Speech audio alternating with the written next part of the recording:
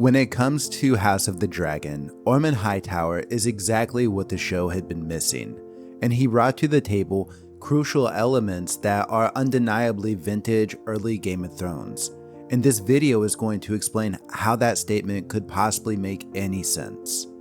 Now, we could easily describe Ormund as a cartoonish villain, and we'll address that at the end of this video, because there is definitely something to say about that. But that alone would be a lazy analysis of this character while ignoring what he's truly bringing to the story. And this is important because before we can talk about how crucial it is to have a character like this in House of the Dragon, we really need to acknowledge what this character is not. He is not simply a cartoonish villain, he is not subordinate to either side of the Targaryen civil war, and he's certainly not the same character from the book. Instead, Ormund Hightower offers a different option entirely that is independent of the source material, and yet I'm going to explain why what he truly offers feels like a character who would have fit right in at a table next to the Tywin Lannisters or Littlefingers in Game of Thrones, while offering an element that feels maybe different but ultimately very familiar. Game of Thrones and House of the Dragon characters oftentimes are divided into one of two categories, players or pieces, or sometimes they're even both. For example, Littlefinger and Tywin Lannister are players, and characters like Robin Arryn and Sansa Stark are just pieces in the game the players use to navigate the chessboard. Robin Arryn gives Littlefinger the veil after he kills Lysa, and Sansa could ultimately give Tywin the North when he marries her to Tyrion, before Littlefinger ultimately steals her away from King's Landing, giving Littlefinger himself two huge pieces. The scenarios are different, but the idea is the same. Ormund Hightower is a player in House of the Dragon, but his greatest piece is Daeron Targaryen. What makes these characters that we consider players so compelling is the way they play the game, because unlike the war between Rhaenyra and Aegon, where the goal is a pretty straightforward conclusion of simply who is the rightful heir, a character like Ormund is seeking the exact same thing, but he doesn't present it like that. So it lets the audience feel as if he's trying to achieve a completely unique goal, but ultimately it boils down to who truly holds the power in Westeros. Now, there's different things that Ormund brings to House of the Dragon that make him such a compelling player in this game. He's a calculated tactician, a master manipulator, and he's big picture minded. And all three of these characteristics are at play seemingly every time his character has been on screen. Right away, we see Ormund operate without relying on Daeron's dragon Targaryen, and he's introduced receiving Aemon's order to halt, actually a disguised command from Alicent. He's immediately framed as a significant player if you just view him visually on the screen and how he's framed. To understand why Ormund breaks the mold, we have to look at what came before. Otto Hightower promoted house interests, but only from within traditional boundaries, influencing the crown rather than replacing its foundation. And then Gawain Hightower, meanwhile, represents the ideal nobleman, dutiful, honorable, and entirely devoid of a personal ambition or any treachery. Given Otto and Gawain as precedents, the audience expects standard pragmatism when Ormund realizes he's got the outgunned army and he's staring down Daemon Targaryen and 3 fully grown dragons. When Ormund displays reluctant surrender, it does seem kinda genuine, a practical commander acknowledging a lost cause. While some critics may dismiss the fake surrender plot as a convenient season 3 twist with logistical flaws, it serves a deeper purpose for Ormund's character, even if it makes Daemon seem a bit conveniently unthorough. Now, if you've watched this channel, you know that fake Daeron hasn't exactly been praised here, other than being more than an isolated season 3 episode 3 plot twist. And instead of strictly focusing on Ormund implementing a low-cunning attempt to advance his army across the Reach, if we then instead add this to his arsenal of strategy, it then can begin to fit and further refine the character as we learn more and more about him. Now, in episode 4 of season 3, we find Ormund demonstrate calculated manipulation on the people of Tumbleton. After using the distraction of fake Daron to continue to move his army east across the Reach, they infiltrate and occupy the city of Tumbleton. Here, one of the Hightower soldiers attacks Hugh Hammer's wife as a demonstration of order and justice. Ormund orders the punishment of the soldier for all to hear, but by the end of the episode, we realize this act was strictly just theater, to maintain authority and to feign fairness over the current occupants of Tumbleton.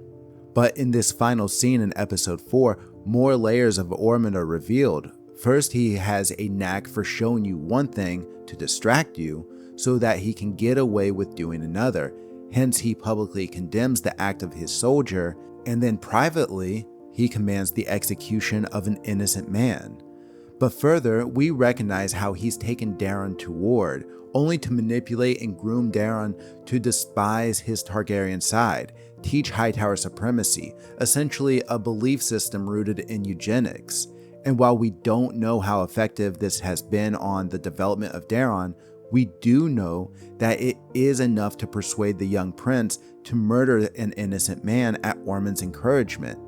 And it's framed as a way to make Ormund proud, and to not fulfill this command would serve to disappoint Ormund from Daron's perspective.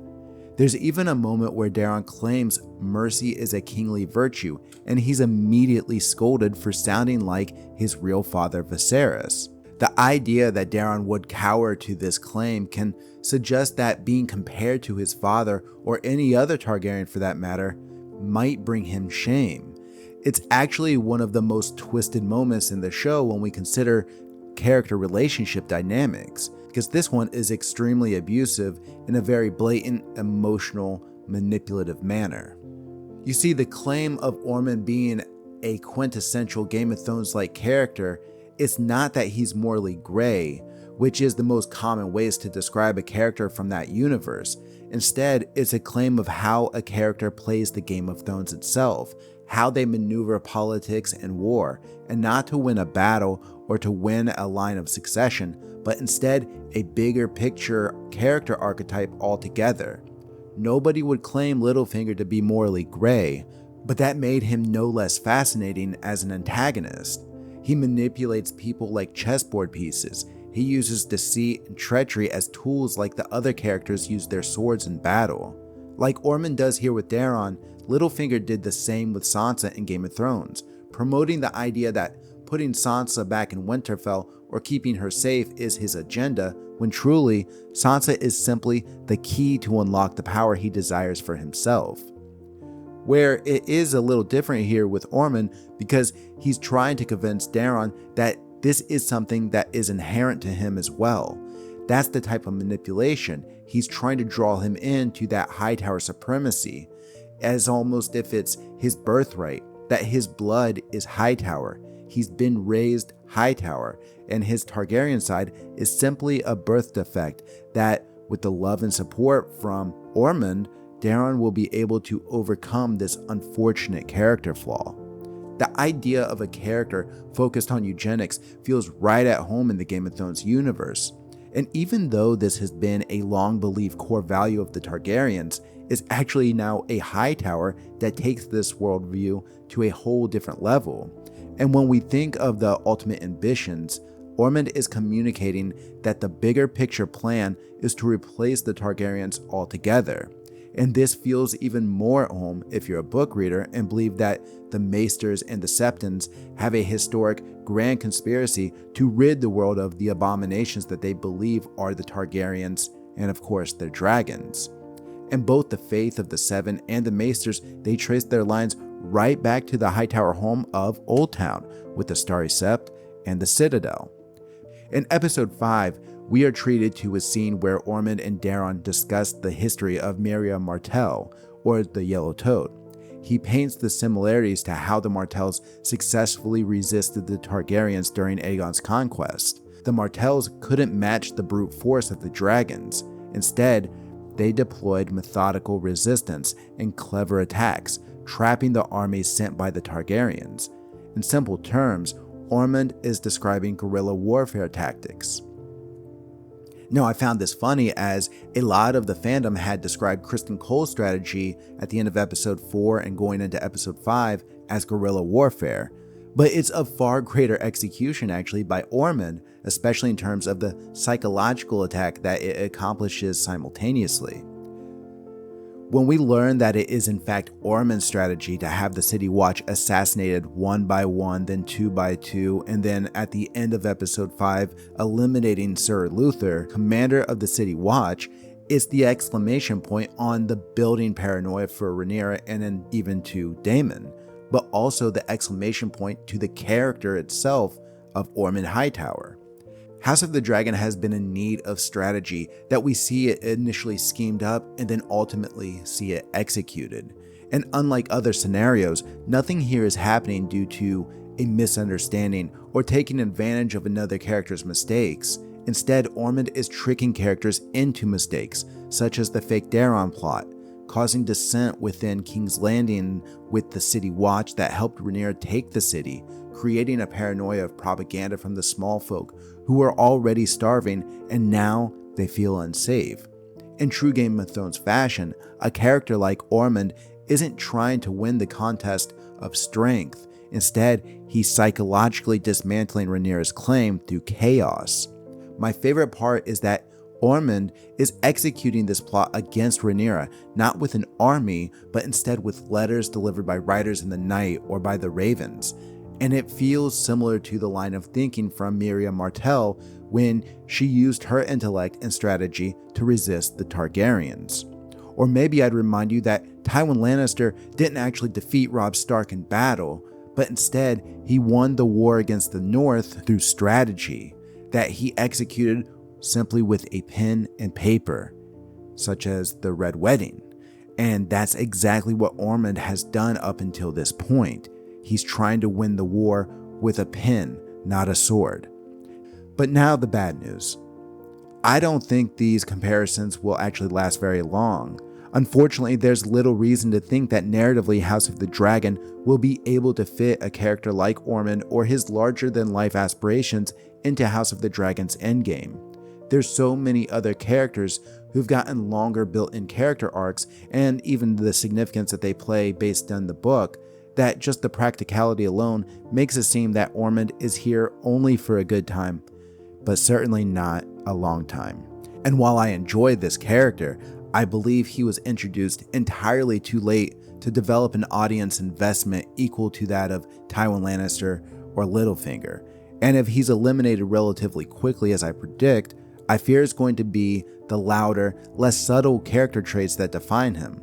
This is why I think the argument that he's a one-note cartoonish villain will likely stick much longer than the arguments that I've made in this video.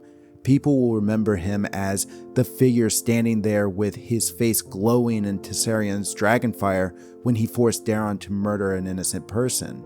Or they'll recall his outburst slamming his sword onto a table when he received a letter that Aemond would not be joining them there at Tumbleton.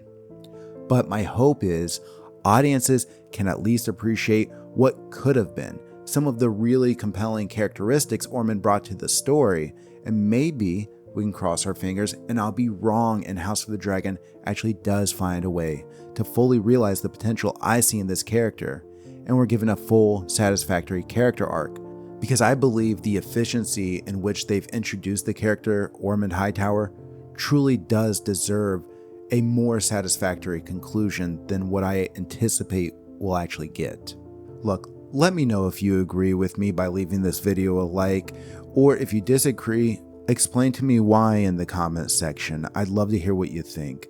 And to make sure that you don't miss any of my next videos covering House of the Dragon or A Song of Ice and Fire, make sure you are subscribed. And until next time, thank you for watching.